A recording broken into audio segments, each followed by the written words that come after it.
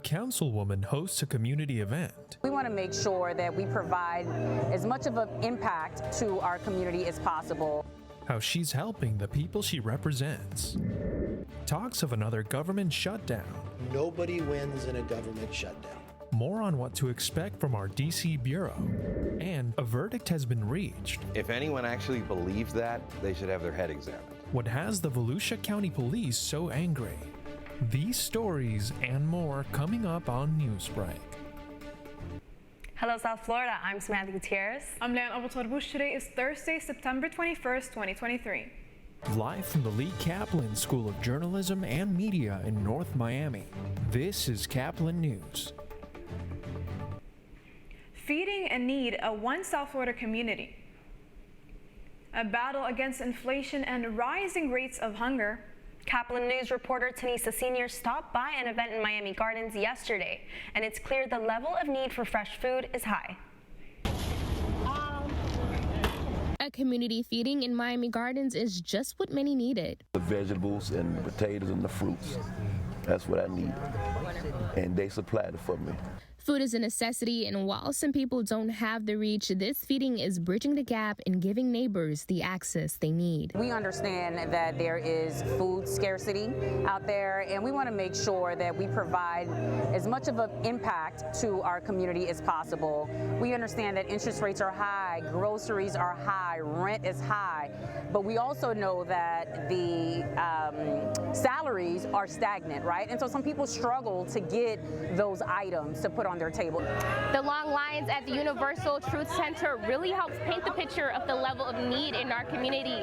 High costs of goods and lack of sufficient household income are just two of the reasons many people have come out today. But I do find them extremely beneficial for my household, being that I'm a recent retiree. So, of course, funds get a little tight. Every little bit helps, you know what I'm saying? Because of the inflation, you know, some people just, when they pay their bills and stuff, sometimes they have just a little bit to get groceries. This can add on. The community feeding was a collaborative effort between the Councilwoman Feeding South Florida and the Brady Hunter Foundation. The number of bags distributed varied by household size and went by poundage. Produce such as cabbage, yams, corn, and tomatoes were all on the menu. These goods are anticipated to last at least a week. Yeah, definitely this will help out a lot of families. We've probably had several hundred cars already this morning, and we're starting to run out of food. The next community feeding will be held on September 30th at 9 a.m. at Norwood Park. For Caplin News, I'm Tanissa Sr. House Republicans are struggling to salvage a spending deal before the deadline to avert a government shutdown. With only a few days left in current congressional session, lawmakers going back and forth over the issue. Caplin News DC Bureau reporter Hawa Izel has more on how members are working to get this passed at the last minute. The money is getting funny here in Washington, D.C., which could lead to a potential government shutdown if Congress isn't able to pass a budget before the beginning of the new fiscal year. A government shutdown means that on October 1st, federal agencies will have to cease all non-essential functions, and non-essential federal employees will be told not to report to work. We're going to get this done. Nobody wins in a government shutdown. Not everyone is as optimistic as Speaker of the House Kevin McCarthy, as Biden claims that the Republicans' practice of what he calls Maganomics is what's holding the country back. They tell you what they're against. What are they for? It's like they want to keep it a secret. For Florida, a government shutdown could mean a massive impact on tourism and agriculture, its two leading industries. In Washington, D.C., residents are eager to see changes in how the government allocates federal spending. The government should fund more into wage disparities for the marginalized group rather than putting most of the funding into military defenses. I think money should be allocated into housing, affordable housing in urban areas. We can be doing a lot better job of helping the people that need it most, whether that is people struggling with homelessness, whether that is people with unemployment, right? The government should focus on stuff that they promised before coming to power, such as like student debt forgiveness. Money should be allocated into health, and I also think that money should be allocated into climate change. The White House says Congress should honor the bipartisan agreement that was voted for and agreed upon earlier this year. A deal is a deal. They should keep their word, and they should keep the government open. Until then, the country is counting down the days until October 1st. In Washington, D.C., for Caplin News, I'm Hawa Izel. Presidential candidate Ron DeSantis has a new energy plan after making a big announcement and making controversial comments on climate disasters. The announcement was yesterday in Midland, Texas. The Florida governor unveiled his new oil-focused energy agenda. His plan would approve more pipelines and allow mining of oil, coal, and other materials on federal land.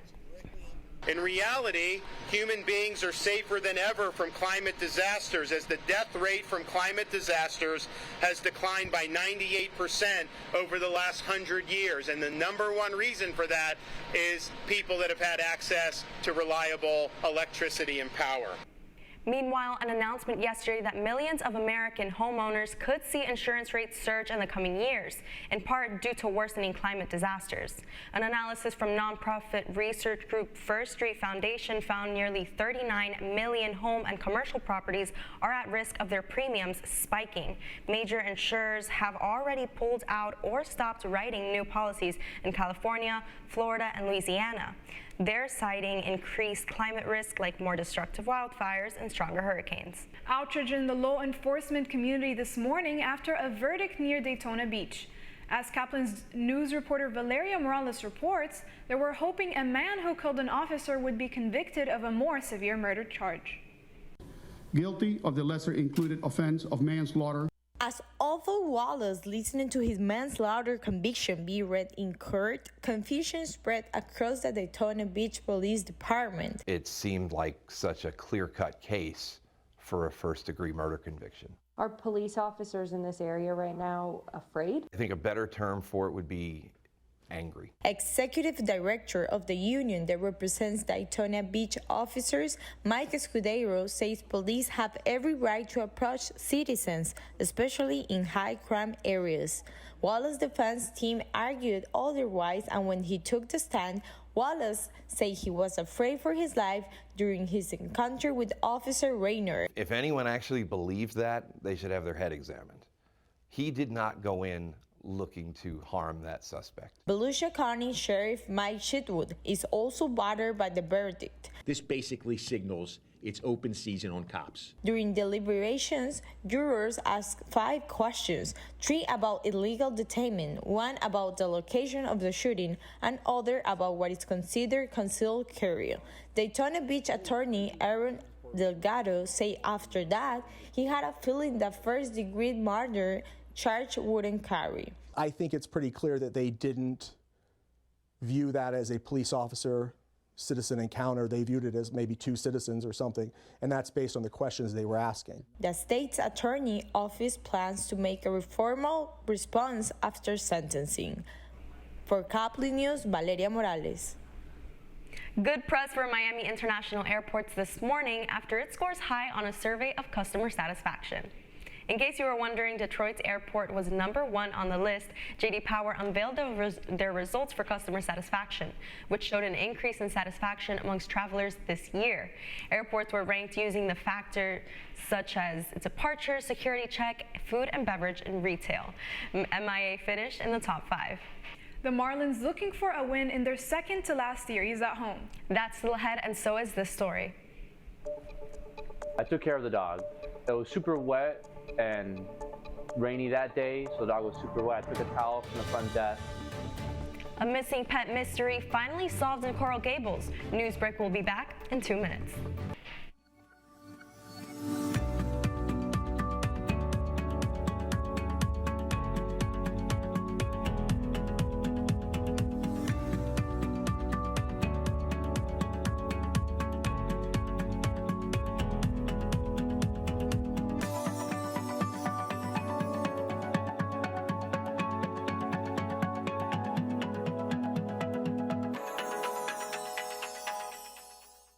See us dream. See us remember. See us protest. You matter. Your feelings matter. Your identity matters. Everything about who you are matters. See us fight back. See us rebuild. See us shatter stereotypes. See us inspire. See us united. See us now. There are 16 million children struggling with hunger in America. That's 1 in 5 daughters, sons, neighbors, and classmates who don't know where their next meal is coming from. Yet billions of pounds of good food go to waste every year. It's time we do something about it. Feeding America is a nationwide network of food banks that helps provide meals to millions of kids and families in need. Visit feedingamerica.org to help them feed even more. Together, we can solve hunger. Together, we're feeding America.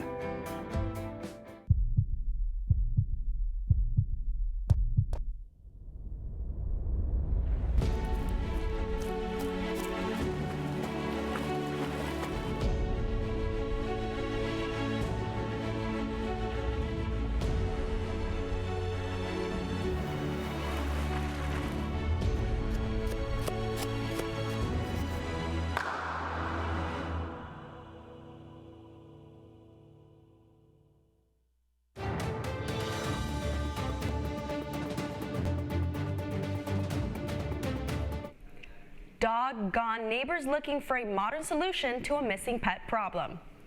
Today, that dog has been reunited with its owner. As Caplin's Jessica Wayne reports, it's thanks to the teamwork of the Coral Gables community and their active role on social media. Today, a lost dog has been reunited with its family thanks to the help of neighbors and a nearby business. This Saturday, a dog was strolling through Coral Gables without its owner and found its way to the Venetian pool. When staff saw, they went to go help. 2-3 hours later, we had a guest come to the front desk saying that they were in said possession of the dog because they had seen us chasing him around the neighborhood a little bit earlier. One of the workers heard the news and posted the dog on an app called Neighbors by Ring. This way, people nearby were able to hear the news and contact if it was their dog or post and share the message. So as we waited for animal services to come, after we called, I took care of the dog. It was super wet and rainy that day, so the dog was super wet. I took a towel from the front desk and dried it up as much as I can. Thanks to the contributions of everyone in the neighborhood, the dog's owner was notified and returned back home. However, there's still many pets out there looking for an owner, so don't miss your opportunity to get involved. If you find a lost dog, call non-emergency services and try posting on your social media. And if you want to help other lost dogs, you can try volunteering at a local animal shelter. I'm Jessica Wine, and this is Caplin News.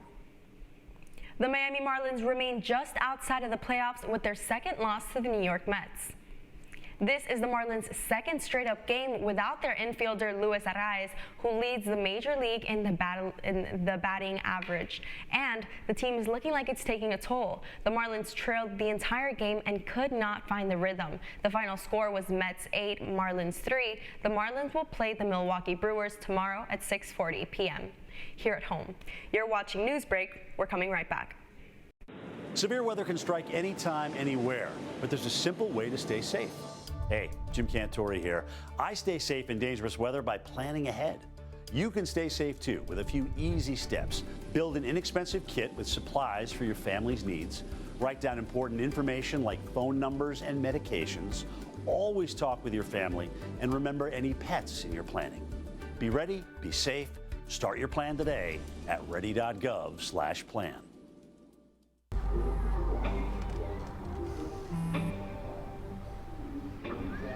I don't know why you're so sad. You've got a roof over your head. You gotta stop with that depressing stuff. That's what white people think. You all right? It just feels like it's coming from everywhere. Do you want to talk about it? You can talk to me if you're feeling sad. Whenever you need to talk, I'm here, okay?